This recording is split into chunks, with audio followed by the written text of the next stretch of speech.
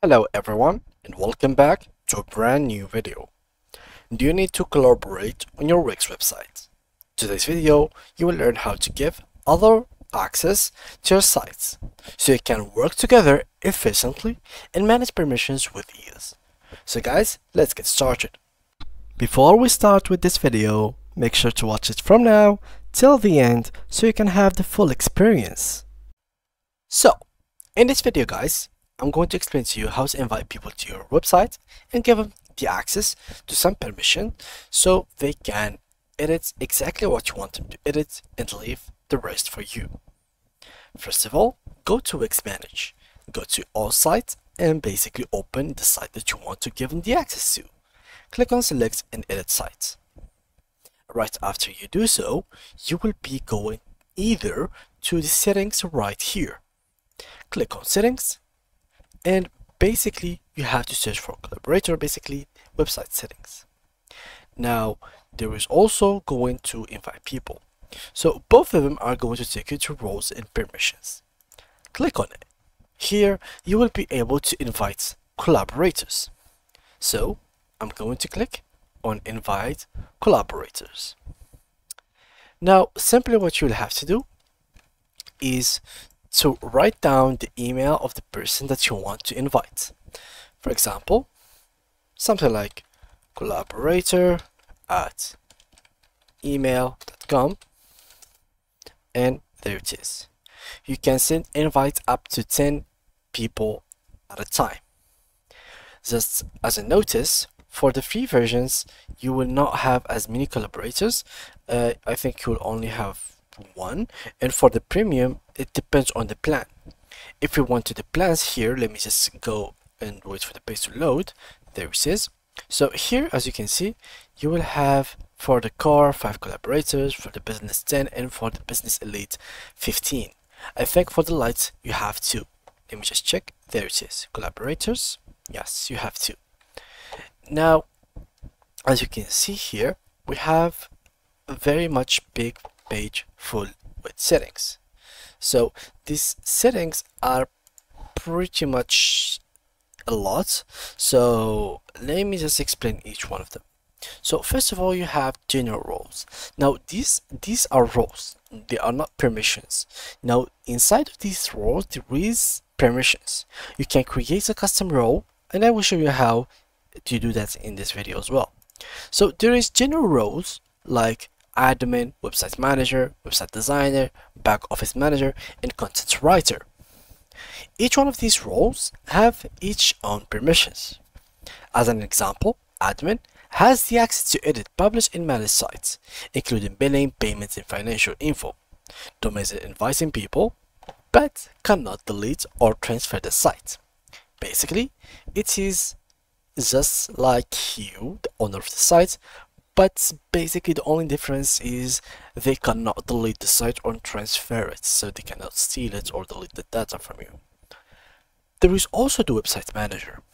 He has access to manage, edit, and publish sites, but cannot manage billing, delete, duplicate, or transfer sites. There is website designer, which can edit the site, manage settings and apps, but cannot access inbox, contacts, or other sensitive informations. There is the back office manager, which can access the dashboard to manage site settings and apps, but cannot edit the sites. There is a content writer, can edit text, links, and media for the sites and collections in the CMS, and can also publish sites. Now these are general roles, which are basically having specific permissions. There's also more than that. You can give CMS roles for people to edit your CMS. For example, there's the CMS editor, which can add and modify content for all collections, but cannot edit other areas of your site. There is the CMS admin, which can modify content and field structure for all collections, but cannot edit other areas of your site as well. There's the billing roles. There's the billing manager, can make purchases, manage subscriptions, and add payment methods, and connect a domain to the site. There's the domain manager, which can connect and manage domains but cannot make purchases. There is marketing and customer management roles. The marketing manager can manage all marketing tools, contacts, automation, and view site analytics. There's the customer relations manager who can manage contacts, forms, tasks, workflows, and automations and communicate in inbox, but cannot export contacts. There is the blog roles. Blog editor can fully manage the blog but no other areas of your site. Blog writer can write and publish posts, cannot create or manage categories. There's the guest writer, can write posts but cannot publish them. Posts must be approved and published by a blog editor or site owner. Point of sales role, store manager and cashier. The store manager can perform all actions in POS and access the dashboard but cannot edit payment details or sites. Cashier can check out customers with POS but cannot access the dashboard or edit product catalog. There is also payment roles that are basically into the payment manager, so like the payment section, the financial section, for example, payment manager who can view and manage customer payments but cannot purchase domains or subscriptions. There's the payment admin who has full access to set up works payment, manage payments options and money in the accounts, and view payments, payouts, settlements, and tax documents. Here there is finally the financial manager, which can manage money in the accounts and view payments, payouts, and settlement reports. There is also here the create custom role, which we talked about earlier. So let's go and click on it. So this is how it works. In the role, here you should give it a title. Just like the co-owner, the admin, here you can name it whatever you want. Let's name it, for example, tutorial role.